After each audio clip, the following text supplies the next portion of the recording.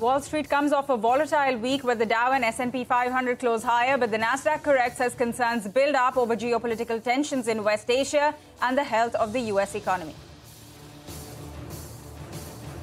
Asian markets open largely lower, while the GIFT Nifty also implies a negative start for the Indian market. And crude prices surged nearly 6% on Friday. Brent trades around $90 a barrel as the Israel-Hamas war raises concerns over regional energy production. The International Energy Agency also says that the situation is fraught with uncertainty. And in key earnings today, watch for numbers from HDFC Bank as it reports its first quarterly results after the merger with HDFC. Other banks reporting numbers today include Federal and the Bank of Maharashtra. Tata Motors to sell 9.9% stake in wholly owned subsidiary Tata Technologies to TPG Rise Climate for over 1,600 crore rupees for further deleveraging. Meanwhile, PVR launches a monthly subscription pass at 699 rupees, where customers can watch up to 10 movies per month. Good morning and welcome to Power Breakfast. I'm Pavitra Parekh. Those are the top headlines that we have for you as we get into this brand new trading week. There's a lot to talk about, and it's really dominated a lot by the tensions in West Asia. On the back of that, you have most global markets which are seeing some cuts and are actually pretty sharply under pressure right now as well. So the handover from the US was weak in terms of the action that played out on Friday. And for now, you have most Asian markets which are opening with cuts. So what's doing the worst this morning is clearly the Nikkei market. That is down a whole 1.7%, looking quite weak over there. Some of the other Asian markets are on your screen as well. So the Taiwanese markets is down 140 points, so 0.8% gone there too. And the Hang Seng, like you can see, is just marginally in the red. But a lot of other, Asian markets are seeing pretty significant cuts. So Kospi is down 0.8%. You have Straits also, which is seeing around a, 0.4% kind of cut right now. So very weak across the global markets. And the GIFT Nifty will come up for you. It is also indicating that the start for our own markets could be in the red. It's not too much lower, just around 18 points in the red right now. But it does look like we will get that negative open after what was quite a weak session on Friday as well. So that's what's happening across the Asian markets. But in the US market, we had Wall Street, which ended Friday's trading session mixed, like we were pointing out. So the Dow was up around 30 points, but the S&P 500 was down around 0.5%. And the Nasdaq also saw cuts, and that was actually the worst performer, 1.2% in the red. If you look at it, for the week, the S&P 500 was up around 0.4%. The Dow Jones gained around 0.7% as well. And the Nasdaq was down around 0.2%. So this is what the week looked like for Wall Street. But speaking of the U.S., let's bring you some important opinion. This comes in from Eric Johnston of Cantor Fitzgerald and former Dallas Fed President Richard Fisher on the recent surge that we're seeing in U.S. yields and the impact of inflation. Listen in. So that you have strength in the economy, yields go up, economy weakens, yields come down. One of the issues that's going on right now is that yields are going up because of two facts. One is the Treasury supply, which we've been talking about for the last couple months. We think it's a big deal, and that's only going to get worse. And the second thing is due to inflation. So you have conditions there tightening fairly dramatically. They've moved up 90 basis points in the last few months. I do believe we're seeing a flattening of the yield curve. I'm not sure investors or others are thinking about it that way, are ready for it. But in essence, they're doing the Fed's job. And I don't think there's a real need to move. I wasn't surprised, as you know, that we'd get these surprise on the upside on inflation, both the PPI and the CPI in the core. But still, we're moving in the right direction. The market's doing the work of the Fed, and therefore they don't have to do a whole lot. I would still have relatively hawkish statement. What you say is as important as what you do, and make it clear you're still going to be on to get that inflation rate down to the 2% target over time. All right, that is some very important opinion coming in on how the global markets are looking right now. By the way, speaking of the global markets, even European markets saw very significant cuts come through on Friday. So if you look at the CAC or the DAX index of the French and German markets, both of them were down pretty sharp. So the CAC index is down 1.4%. This is the action that we saw on Friday. And the DAX index was also down around 1.6%. So very sharp cuts over there as well. FTSE was down around 0.6%. So whichever way you look at it, it is quite a weak global setup that we are getting. But that's everything that we're looking at globally. Let's talk about everything that you should track in terms of the Indian market action, as well as some of the individual stocks that could be in focus in today's trading sessions. We have our research team here to prep you up with all of that. We have Ekta, Surbhi and Nigel also here with us to take you through the trade setup. Guys, a very good morning to all of you. Ekta, coming to you first. You know, we did get a weak session on Friday. How are things looking this morning? Thanks for that. Well, yes, the markets did fail to hold on to the intraday recovery as banks fell in the last hour of trade on Friday's trading session. But what we saw was that the FIIs net bought after 17 consecutive sessions of selling. So let's see whether that sustains. And the DIIs net sold after 15 consecutive sessions of buying. Now, in terms of the global cues, oil prices have jumped 6% due to geopolitics. Brent was up 5.8% on Friday's trading session. Saudi Arabia has paused in terms of talks when it comes to normalization with Israel. Iran's warned that the war could expand if Israel's siege of Gaza continues. So this will weigh in terms of sentiment on the markets. US closed lower on Friday, but it was up for the second consecutive week. We have Asia, which is largely lower, and the Gift Nifty, which is indicating a lower start. Earnings continue to be in focus, so Avenue Supermarts, Dalmia Bharat will be reacting to numbers. But in terms of numbers today, lots from the banking space and financial space. HDFC Bank, Federal Bank, Bank of Maharashtra, ICICI Securities, Jio Financial Services, to name a few, which will be reporting their numbers today. All right, Ekta, thanks a lot for getting us all of those cues. Let's also talk about the individual stocks that we should watch for in today's trading session. Surbhi is here with that list. Surbhi, Ekta was just mentioning that, you know, the earnings are in full force now and we're really in the middle of it now. So take us through all of the results that came through and any other important news flow as well. Thanks so much for that. So as she mentioned, you know, Avenue Supermarts and Dalmia Bharat will be reacting to numbers. For Avenue Supermarts, the gross margins continue to be under pressure. The revenues were up 19% on a year-on-year basis. Margins came in at 8% versus 8.4% same time last year. Dalmia Bharat, the revenue came in at 3,150 odd crores. The EBITDA and margins were above the CNBC TV 18 poll. EBITDA came in at 589 crores versus a poll of 549 crores, and margins came in at 18.7%.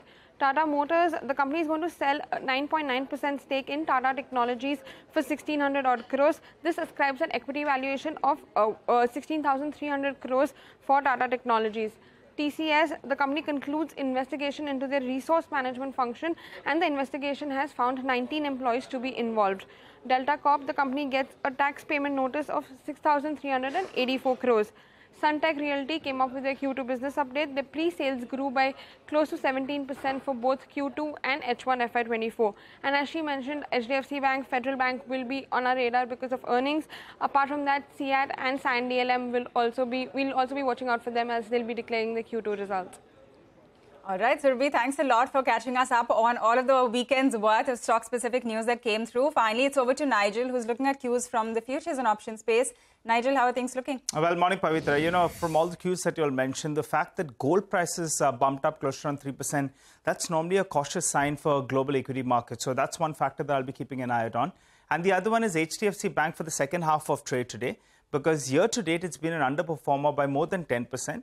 So towards the end of this, we'll get that chart up year to date of HDFC Bank as well as the Nifty. What are the cues though? On Friday, we ended lower. And the Nifty, there appears there was some unwinding of positions. But on the Nifty Bank, there was clear shorting that we saw because the index ended lower and the open interest did spike up out there. And that perfectly ties in what the FIs did. They added shorts here again, close to 11,000 contracts, and most of that is likely to be on the Nifty Bank itself. The short positioning continues to hold around 73% on the index futures on the whole. On the option side, they bought more puts than calls. So in case things go wrong, they're preparing for some kind of cushion out there. And on the flip side, they wrote more calls than puts. So that's telling you that at higher levels, they're expecting some supply to come in there. On the Nifty options data, well, two strikes were very important. 19,700 call as well as the 19,700 put. Just take a look at that. 25 lakh shares getting added a piece. But the premium on both those two, if you put it together, is close to around 200 rupees. That's giving you a sense that maybe there's a short straddle in place. What is that? You write both those two strikes, you pocket the premium of close to around 200 rupees, and you're playing for that broadband, 19,700 plus 200 points, 19,700 minus 200 points. So that's how you're getting that range of around 19,500 to 19,900 odd. Levels we're tracking, well, we are going to start a little bit lower, so below that 20 DMA odd. The 50 DMA, that's the crucial support zone at around 19,600, and the recent high, well, that becomes a bit of a resistance. The GIFT Nifty, as I said, is suggesting a bit of a downtick, but the important stock for the second half of trade will be HDFC Bank. As I said earlier, year to date, it's a relative underperformer. Can it give up that underperformance is a crucial factor. Back to you. All right, that will be the big one to watch. Nigel, thanks a lot for that. In fact, like Nigel mentioned, HDFC Bank is in focus ahead of its second quarter earnings. This is the first earnings that the banking major is announcing after the merger. So we're going to line up all of the expectations when we come back.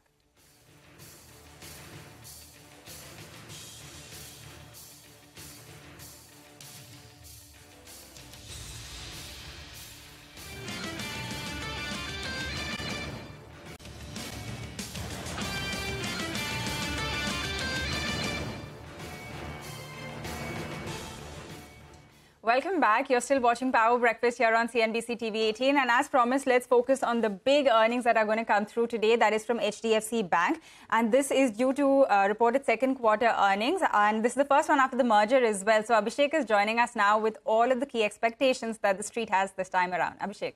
Well, Pavitra, as you mentioned, this will be the first quarter that the bank will report numbers along with the HDFC Limited numbers. So we don't have a sequential number of HDFC Limited as Q1 FY24 numbers were not reported. What they have reported is the pro forma business update, wherein the loan growth has been around 15% YOY and 5% quarter on quarter. So what is the key thing to watch out for in this result? That will be the net interest margin. So Q2 FY24 will be the first quarter post-merger, and hence fair degree of volatility is expected in the numbers. Now, opening cost of funds, that will be seen very closely. Yield on loans can be seen as well, given the fact that this will be the first time that the merged entity will report numbers. Now, impact of ICRR, that is the incremental credit, cash reserve requirement to understand the NIM profile of the bank will be seen closely. Just to alert our viewers, HDFC Limited had given their Q1 gross NPA, which the individual segment was at 1% and non-individual was at 6.7%. So asset quality will also be an important factor to watch out for. Our polls suggest NII growth of 9.8% YOY, while profit decline of 2.9% sequentially. Back to you. All right, Abhishek, thanks a lot for that. Those are the estimates that we are working with for HDFC Bank. But with that, it is time for a short break. On the other side, we're going to track all of the cues from the commodity markets. The big 6% rise in crude is what we have lined up for you when we come back.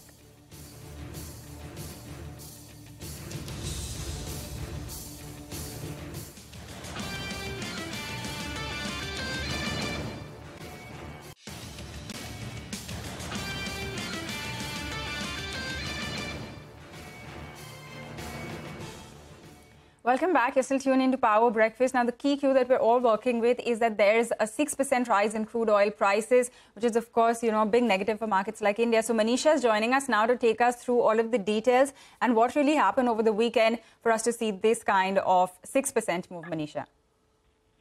Pavitra, thank you so much for that. Well, the investors are pricing in a possibility of a wider Middle East conflict, and that is what really seems to be supporting the prices. As you said, we did see crude oil prices gain by 6% on Friday, and with that, the previous week has seen 7.5% of gains come in for the crude oil prices. Even with a bit of correction on Monday morning, we are still holding above $90 a barrel for the crude oil prices. Iran has warned that the war could expand if Gaza blockade persists. And while we have seen the U.S. asking to de-escalate the Israel-Gaza conflict, that is what has led to some bit of a profit-taking right now. But the markets will keep a watch out on the demand scenario going forward. There also is a sanction on tankers by U.S. on companies carrying Russian oil above the D7 price cap. So there's just too much happening in the international markets right now, and the crude price is in favor because of that. The strength also has come in for the gold prices, which gained 5% in the previous week, posting the best weekly gain in 7 months. So all the safe haven buying clearly seems to be coming in for crude and gold right now.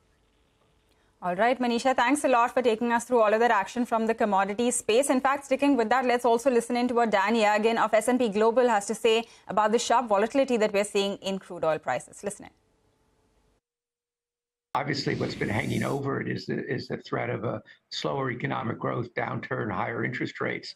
But I think right now, what you have is just more geopolitical risk going into the price of oil, volatility. Nothing's happened right now. Supplies are stable. And as you noted, the U.S. government finally saying it has to, crack down and actually demonstrate that sanctions are really going to work for exceeding the $60 price cap on Russian oil. So you have two theaters of conflict, Ukraine and the Middle East at the same time. All right, that is the call on crude. It's currently around $91 a barrel. But with that, let's move on and focus on the latest from the ongoing war between Israel and the Hamas. Thousands of Gazan civilians continue to flee the south as Israeli troops are expected now to begin their ground offensive. The Israeli siege has cut off Gaza from critical resources, and the blockade has made it difficult for people to leave or for humanitarian aid to get in. Meanwhile, the U.S. has deployed 2 aircraft carriers to the eastern Mediterranean to deter any further conflict in the region. We have NBC's Ellison Barber, who has more on this. We're along the Israel-Gaza border, just to the north of Gaza. This is as close as we can get to the border because Israeli forces, they have completely blocked it off. We have watched in the last few days a massive amount of military equipment head towards the border with Gaza. Hundreds of military tanks we have seen various military vehicles. We have seen flatbeds full of ammunition, different supplies, armed personnel carriers, all of it headed towards the direction of Gaza. The IDF, Israel's defense forces, they say they have called up 300,000 reservists for this war. The vast majority of them, they are around the border with Gaza. Some are to the north along the border with Lebanon. Tonight, things have been relatively calm in this area. We did a couple of hours ago hear a bombardment, an artillery bombardment, at least 8 booms in succession, what sounded like mortar fire in the direction of Gaza. There are between 500 and 600 American Palestinians trapped inside right now, as well as other foreign nationals. A lot of the focus in the last few days, as we've seen U.S. officials come to this area, has been on how can foreign nationals who are in Gaza right now get out if they want to. We have been told by our producer in Egypt there is a deal right now where Egypt says they are, according to the Palestinian envoy to the Rafah crossing, that's the crossing that leads into Egypt, that border is going to open at tomorrow morning at 9 a.m. local time so that foreign nationals can leave if they want to. At the same time, they say aid will be coming in to civilians in Gaza as that border opens up. Again, all of that is supposed to take place tomorrow morning, 9 a.m. local time. This as we wait to see when Israel will launch its anticipated ground offensive. They have said that they are moving in the direction of moving from not just assaults by air, as we've seen since they declared war on Sunday, but also attacking Hamas inside Gaza by sea and also by land. We have seen all of the equipment, all of the troops. They seem to be in a position ready to push in. The question right now is just when will they do it? All right, that is the latest coming out of West Asia and the conflict over there. We are going to keep bringing you updates on that front, throughout the day as well. But for now, let's just focus and bring you some from the Cricket World Cup now. India emerges victorious in the biggest match in the World Cup so far, comprehensively defeating Pakistan to extend their unbeaten record against Pakistan in the World Cup to 8 matches. A strong comeback by the Indian bowlers restricted Pakistan to 191 runs for a loss of 10 wickets, and dominating innings by captain Rohit Sharma sealed the chase. And in the biggest upset at the World Cup so far, Afghanistan won their second World Cup game and the first since 2015 as they defeated defending world champions England by 69 runs. So England now have it all to do if they are to qualify for the semi-finals of the tournament. So those are some highlights from the Cricket World Cup. But with that, we're going to wind down in this edition of Power Breakfast. Thanks for tuning in. We have Bazaar Morning Call up in 2.